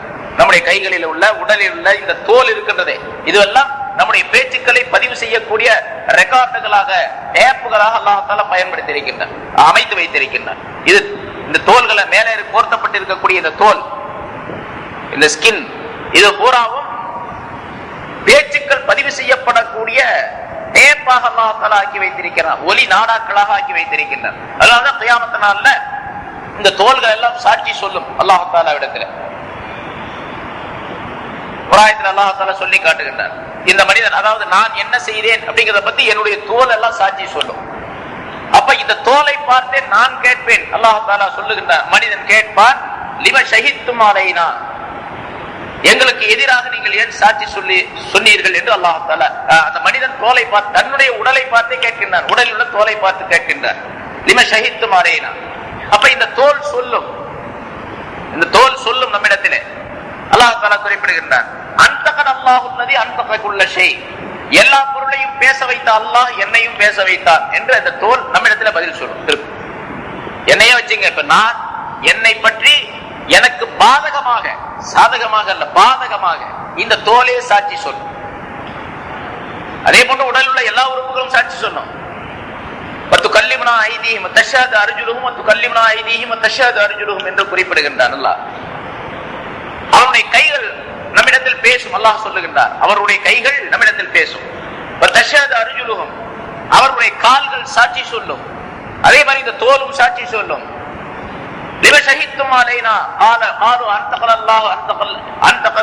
எல்லா பொருளையும் பேச வைத்தான், என்னையும் பேச வைத்தான் என்று இது பதில் சொல்லும் என்பதாக அல்லாஹ் தஆலா சொல்லுகின்றார். இப்ப இது ஒலி நாடாக்களாக, அதாவது ஆடியோக்களாக பயன்படக்கூடிய நிலையை அல்லாஹ் தஆலா அமைத்து வைத்திருக்கின்றான். அதே போன்று வீடியோவாக அது பயன்படக்கூடிய நிலை ஏற்படுவது என்பதும் தூரமான காரியம் அல்ல. ஏனென்றால் இப்ப வீடியோவுடைய நாடாக்கள், ஆடியோவுடைய நாடாக்கள் ரெண்டுமே ஒரே மாதிரி தான் இருக்குது. நமக்கு வெளித்தோட்டத்தை வெளியே பார்த்து அதை அந்த கருவியில போட்டு பார்க்கும்போது இது படம் காட்டுது, அது படம் காட்டாம பேசப்பட்டு செய்யுது. ஆடியோக்கள், ஆடியோ நாடாக்கள் இருக்குன்னா அது பேசுது, சத்தம் மட்டும் காதுல விழுகுது. வீடியோவுடைய நாடாக்கள் அதுல அதுவும் பார்த்தா வெறும் பேப்பர் மாதிரி தான் தெரியுது. ஆனா அந்த கருவியில போட்டு அதை இயக்கும் பொழுது அதுல இருந்து படங்கள் தெரிகின்றன. நமக்கு ரெண்டும் ஒரே மாதிரி தான் இருக்கு. அதே போல நமக்கு தோல் ஒரே மாதிரி தான் இருக்குது. இது ஆடியோவாகவும் இருக்கலாம், வீடியோவாகவும் இருக்கலாம், அல்லது ரெண்டுமாகவுமே இருக்கு. அதுல ஒண்ணு சந்தேகம் இல்லை. அல்லாஹ் தஆலா சொல்லி காட்டு. அதனால பேசுவது இருக்கின்றதே, நம் பேச்சு அது நம்முடைய ஆடியோவிலோ அல்லது வீடியோவிலோ, நம்முடைய பட்டோலைகளிலே அது பதிவு செய்யப்படக்கூடிய நேரத்தில் நன்மைகளுடைய பட்டியலிலே அது இருக்க வேண்டும். இந்த வலப்பக்கம் இருக்கக்கூடிய மலக்கு பதிவு செய்யக்கூடிய நிலை ஏற்படுத்தப்பட வேண்டும். அதனாலதான் ஸல்லல்லாஹு அலைஹி வஸல்லம் அவர்கள் சொன்னார்கள், அல்லாஹ் தஆலா என்னுடைய ரப்பு எனக்கு 9 கட்டளைகளை சொன்னான் என்று ஒரு நீண்ட ஹதீஸிலே சொல்லுகின்றான். வனுத்துகி திக்ரா வஸம்தி ஃபிக்ரா, நான் பேசினால் அந்த பேச்சு ஜிக்ராக இருக்க வேண்டும் என்றும், நான் வாய் மூடி மௌனமாக இருந்தால் அது ஃபிக்ராக இருக்க வேண்டும் என்று என்னுடைய ரப்பு எனக்கு கட்டளையிட்டு இருக்கின்றான் என்பதாக சொல்லுகின்றார்கள். பேசுறா ஜிக்ருடைய கணக்குல சேர்க்கப்பட வேண்டும். வாய் மூடி இருந்தால் அது ஃபிக்ருடைய கணக்குல சேர்க்கப்பட வேண்டும், சிந்தனையுடைய கணக்குல. சிந்தனைக்கும் நன்மை எழுதப்படும். வானத்தை பார்க்கிறோம், பூமியை பார்க்கிறோம், இந்த ஃபேனை பார்த்துட்டு ஒருத்தர் உட்கார்ந்து இருக்காருன்னு வச்சுங்க, என்ன அழகா ஓடுது, என்ன அற்புதமாக காத்த பொழியுது, இது அல்லாஹ் தஆலா எவ்வளவு சுகத்தை தந்திருக்கிறான் என்றெல்லாம் இந்த ஃபேனை பற்றி சிந்தனை செய்யற வாயை மூடிக்கிட்டு என்று சொன்னால் அதற்கும் நன்மை எழுதப்படும். அதே போல இந்த லைட்டை பார்க்கிறோம், என்ன அழகா இந்த லைட் வெளிச்சம் தருது. இது முன்னால் உள்ள 200 வருஷத்துக்கு முன்னால இந்த மாதிரி லைட் இல்ல, இருட்டுல மனிதர்கள் இருந்தாங்க. அல்லாஹ் தஆலா எனக்கு எவ்வளவு சுகத்தை தந்திருக்கிறான், எவ்வளவு பெரிய ஞாபகத்தை இந்த லைட்டின் மூலமாக கிடைக்குது அப்படின்னு சிந்தனை செஞ்சாருன்னா அதுக்கு நன்மைகள் எழுதப்படுகின்றன. அதே போன்று இந்த பாய், இந்த இடம், இந்த நாற்காலி, இந்த மேஜை, இதை பற்றி எல்லாம் சிந்தனை செய்யும். வானத்தை பற்றி, பூமியை பற்றி சிந்தனை செய்ய வேண்டும் என்று அல்லாஹ் தஆலா குறிப்பிடுகின்றார். அதே ஸல்லல்லாஹு அலைஹி வஸல்லம் சொல்லி காட்டு, நான் பேசினால் அந்த பேச்சு ஜிக்ராக இருக்க வேண்டும் என்றும், நான் வாய் மூடி இருந்தால் ஜிக்ராக இருக்க வேண்டும் என்றும் என்னுடைய ரப்பு எனக்கு கட்டளையிட்டு இருக்கின்றார் என்பதால். இந்த முனாஃபிகீன்கள் இதற்கு நேர் மாற்றமானவர்களாக இருந்தார்கள். அதனால அல்லாஹ் தஆலா புக்குமுன் அவர்கள் ஊமையர்கள் என்பதாக சொல்லுகின்றார். லா யதகல்லமூன பிமா யன்ஃபஉஹும், தங்களுக்கு எது பலன் தருமோ அதை கொண்டு பேச மாட்டார்கள் அவர்கள். பலன் இல்லாதையெல்லாம் பேசிக் கொண்டிருப்பார்கள். அதே போன்று நாமும் படித்த பலன் தருவது என்று சொன்னா வீண் பேச்சுக்கள் எதையும் பேசக்கூடாது எந்த நேரத்திலும். அதுக்கு உதாரணமாக ஸல்லல்லாஹு அலைஹி வஸல்லம் நிறைய ஹதீஸ்களை சொல்லி தருகின்றார்கள். என்னுடைய கபருக்கு நான் போன பின்னால் எந்தெந்த பேச்சுக்கள் எனக்கு பலன் தருமோ அந்த பேச்சுக்களை மட்டும் நான் பேசுவேன் என்று உறுதி கொள்ள வேண்டும்.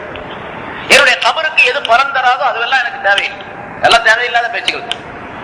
கபருக்கு தேவையுள்ள பேச்சுக்கள் மட்டும்தான் தேவையான பேச்சுக்கள். கபர்ல பலன் தரவில்லை என்று சொன்னால் அதெல்லாம் தேவையில்லாத பேச்சுக்கள். கபர்ல பலன் தர வேண்டும் என்று சொன்னால் என்னுடைய பட்டியலிலே நன்மையுடைய பட்டியலிலே எழுதப்பட வேண்டும். தீமையுடைய பட்டியலில் எழுதப்பட்டால் அது பலன் தராத பேச்சுக்களாகும்.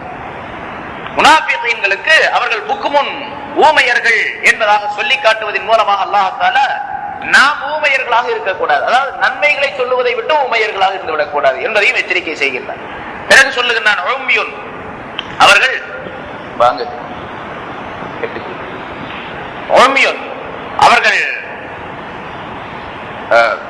புக்குமுன் அவர்கள் ஊமையர்கள், உம்மியுன் அவர்கள் குருடர்கள்.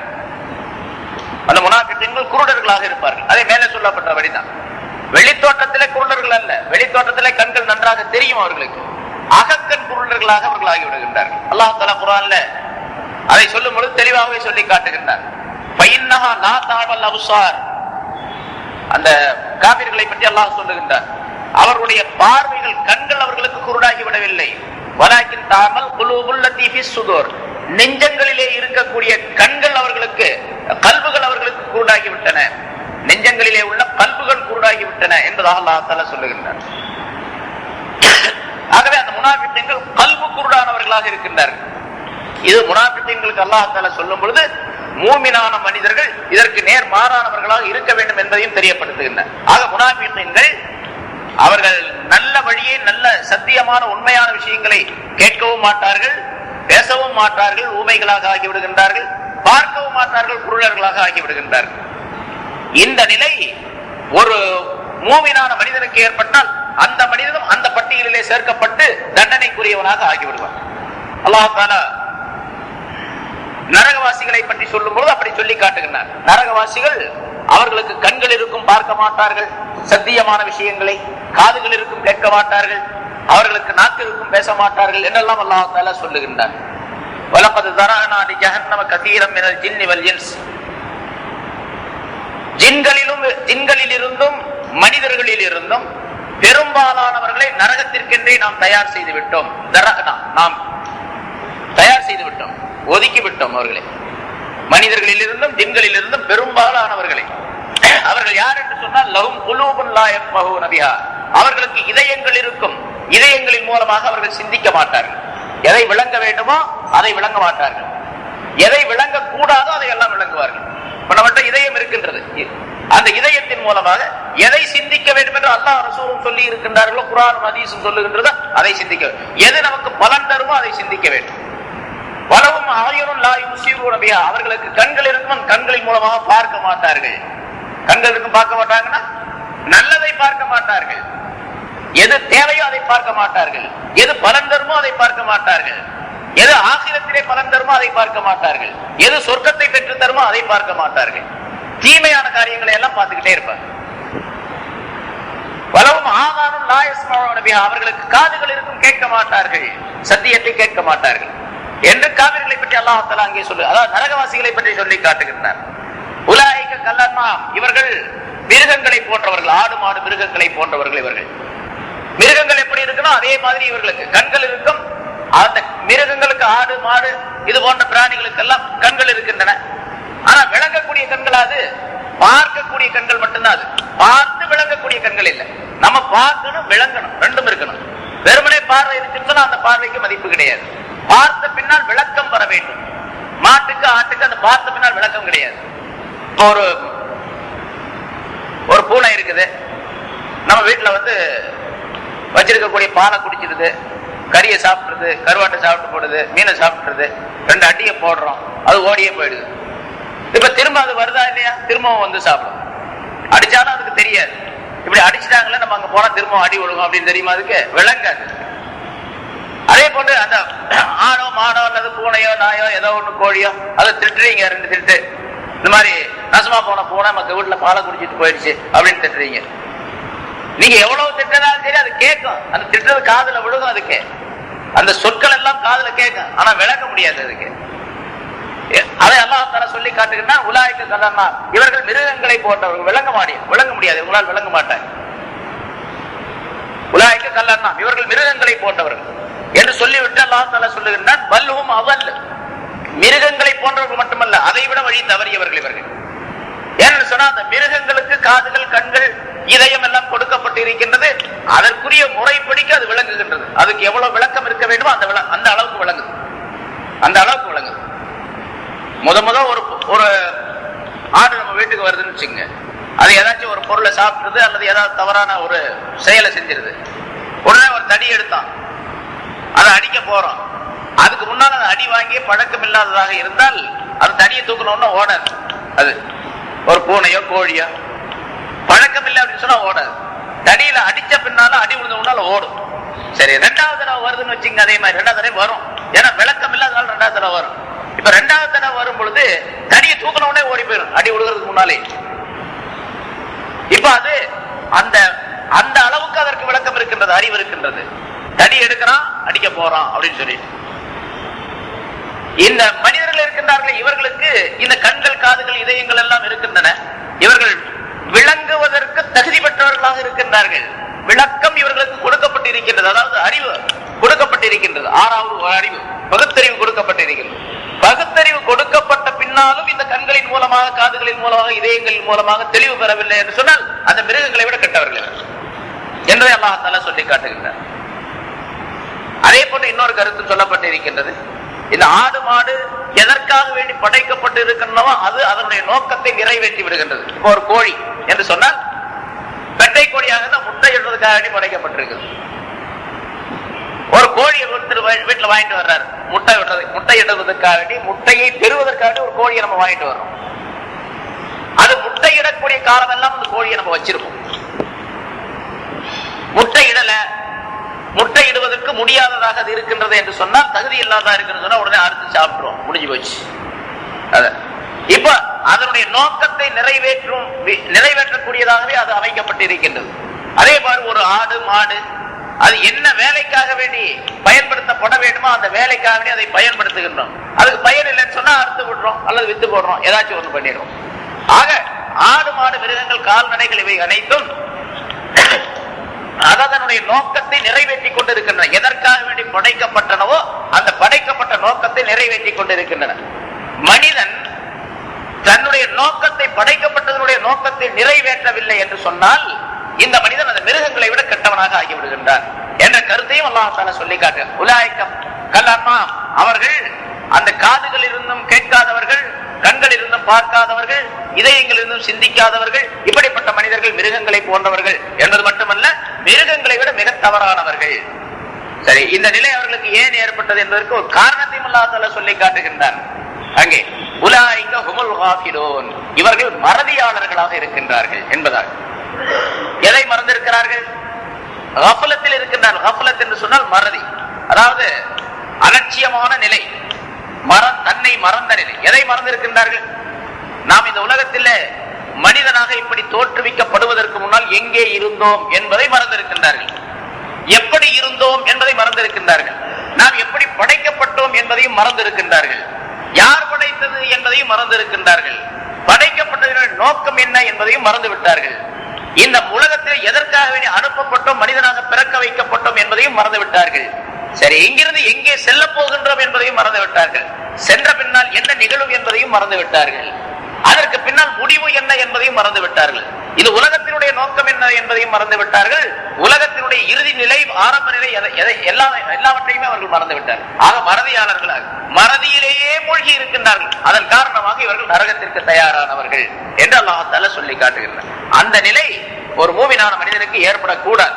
இது முனாஃபிகீன்கள், காபிர்களுக்குரிய விஷயம். அது ஏற்படக்கூடாது என்பதை அல்லாஹ் தஆலா இங்கே எச்சரிக்கை செய்கின்றார். சரி, இந்த முனாஃபிகீன்கள் சும்முன், அவர்கள் செவிடர்கள், புக்முன், அவர்கள் ஊமையர்கள், உம்யுன், அவர்கள் குருடர்கள், ஃபஹும் லா யர்ஜிஊன், அவர்கள் திரும்பவே மாட்டார்கள், திரும்பி வரவே மாட்டார்கள். திரும்ப மாட்டார்கள்னா நேர்வழியின் பக்கம் திரும்பி வரவே மாட்டார்கள், இஸ்லாத்தின் பக்கம் திரும்பி வரவே மாட்டார்கள். நாங்கள் செய்யக்கூடிய தவறை விட்டுவிட்டு நன்மையின் பக்கம் திரும்பி வரவே மாட்டார்கள். தாங்கள் செய்யக்கூடிய தவறுக்கு தௌபா செய்து பாவ மன்னிப்பு கேட்டு திரும்ப நல்ல வழிக்கு வரவே மாட்டார்கள். பகும் லா எரியும், எப்பொழுதுமே அவர்கள் வரமாட்டார்கள் என்று அல்லாஹ் தஆலா சொல்லி அந்த முனாஃபிகீன்களுக்கு எச்சரிக்கை செய்கின்றான். முனாஃபிகீன்கள் கட்டாயமாக அவர்கள் அல்லாஹ் தஆலாவுடைய தண்டனையை பெறக்கூடியவர்கள் தான் என்பதையும் அல்லாஹ் தஆலா இங்கே குறிப்பிடுகின்றார். ஏனென்றால் வேறொரு இடத்திலே முன்னாலும் சொல்லப்பட்டிருக்கின்றது, இன்னல் முனாஃபிகீன ஃபி தர்கில் அஸ்ஃபலி மினன் நார். முனாஃபிகீன்கள் இருக்கின்றார்கள், அவர்கள் நரகத்தினுடைய அடித்தட்டிலே போடப்படக்கூடியவர்கள். அவர்கள் நரகம் 7 தட்டுகளை கொண்டது, 7 அடுக்குகளை கொண்டது. லஹா சபஅத்து அபுவாப், அதற்கு 7 அடுக்குகள் இருக்கின்றன, 7 வாசல்கள் இருக்கின்றன என்று அல்லாஹ் தஆலா சொல்லுகிறார். குர்ஆன்ல சொல்லுகிறார், லஹா சபஅத்து அபுவாப், அதற்கு 7 வாசல்கள் இருக்கின்றன. லிகுல்லி பாபின் ஜுஸும் லிகுல்லி பாபின் மின்ஹும் ஜுஸும் மக்ஸூம், அவர்களிலிருந்து மக்களிலிருந்து மனிதர்களிலிருந்து ஒவ்வொரு வாசலுக்கும் பங்கிடப்பட்ட ஒரு பகுதி இருக்கின்றது என்றால், ஒரு தட்டிலே கிறிஸ்தவர்கள், ஒரு தட்டிலே காபிர்கள், ஒரு தட்டிலே மஜூசிகள், இப்படி அல்லாஹ்வை தவிர மீதியுள்ள பொருள்களை வணங்கக்கூடியவர்களில், இந்த உலகத்தில் வணங்கக்கூடியவர்களில் ஒவ்வொரு பகுதியிலும் ஒவ்வொரு தட்டிலே போடப்படுவார்கள். கீழ் இருக்கக்கூடிய தட்டை விட மேல் இருக்கக்கூடிய தட்டு இருக்கின்றது, அது கொஞ்சம் தண்டனை கம்மியானது, குறைவானதாக இருக்கும். ஆக மேல் இருக்கக்கூடிய தட்டு தண்டனையில் குறைவானது, அதற்கு அடுத்தது கொஞ்சம் அதிகம், அதற்கு அடுத்தது அதிகம், அதற்கு அடுத்தது அதிகம், இப்படி கீழே இருக்கக்கூடிய 7வது அடுக்கு இருக்கின்றது, தட்டு இருக்கின்றது, அது அதிகமான தண்டனை நிரம்பிய ஒரு இடமா. அந்த கீழ்த்தட்டிலே 7வது தட்டிலே இவர்கள் போடப்படுவார்கள். இன்னல் முனாஃபிகீன ஃபி தர்கில் அஸ்ஃபலி மினன் நார், நரகத்தினுடைய அடித்தட்டிலே அவர்கள் போடப்படுவார்கள் என்று அல்லாஹ் தஆலா சொல்லி காட்டுகின்றார். இது அவர்கள் இந்த உலகத்திலே தங்களை பயன்படுத்திக் கொள்ளாததின் காரணமாக, தங்களுக்கு கொடுக்கப்பட்ட நியாமத்துகளை சரியாக உபயோகிக்காததின் காரணமாக அல்லாஹ் தஆலா அந்த நிலையை தருகின்றார் என்பதாக குறிப்பிடுகிறார். அவர்கள் திரும்ப மாட்டார்கள், லா யர்ஜூன், அவர்கள் நேர்வழியின் பக்கம் திரும்ப மாட்டார்கள் என்று சொன்னால் நரகத்திற்குரியவர்கள் என்பதை அல்லாஹ் தஆலா சுட்டிக்காட்டி முனாஃபிகீன்களுடைய இறுதி நிலையும் இங்கே விளக்குகின்றார். இந்த ஆயத்தின் மூலமாக நமக்கு அல்லாஹ் தஆலா ஒரு பெரும் படிப்பினையை சுட்டி காட்டுகின்றான். நாம் அந்த முனாஃபிகீன்களுடைய தன்மைகளிலே எந்த தன்மை உடையவராகவும் இருந்துவிடக் கூடாது. ஒரு சிறு அணுவளவும் கூட அவர்களுடைய நடவடிக்கைகளில் இருந்து எதையும் மேற்கொள்ளாதவர்களாக நாம் இருக்க வேண்டும் என்பதையும் அல்லாஹ் தஆலா எச்சரிக்கை செய்கின்றான். முன்னால் சொல்லப்பட்டு இருக்கின்றது, முனாஃபிகீன்களுக்கு 3 அடையாளங்கள் என்பதாக ஒரு ஹதீஸிலும், இன்னொரு ஹதீஸிலே 4 அடையாளங்கள் என்பதாக ஸல்லல்லாஹு அலைஹி வஸல்லம் சொல்லக்கூடிய ஹதீஸ் சொல்லப்பட்டு இருக்கின்றது. அதிலே ஏதாவது ஒரு அடையாளம் இருந்தாலும் கூட நிஃபாக் தனத்திலிருந்து ஒரு பகுதி அவரிடத்தில் இருக்கின்றது என்று பொருள் என்று ஸல்லல்லாஹு அலைஹி வஸல்லம் அவர்கள் சொன்ன ஹதீஸை நினைவு கொண்டு நம்மை நாம் காப்பாற்றிக் கொள்ளக்கூடியவர்களாக ஆக வேண்டும். முனாஃபிகீன்களை பற்றி அல்லாஹ் தஆலா எச்சரிக்கை செய்வதன் மூலமாக நம்மை பாதுகாத்து சொர்க்கத்திற்குரியவர்களாக, நரகத்தை விட்டு தப்பித்துக் கொள்ளக்கூடியவர்களாக இருக்க வேண்டும் என்பதையும் அல்லாஹ் தஆலா இங்கே சுட்டி காட்டுகின்றான். அத்தகைய நல்ல பண்புகளை நம் அனைவருக்கும் அல்லாஹ் தஆலா தந்தருள்வானாக.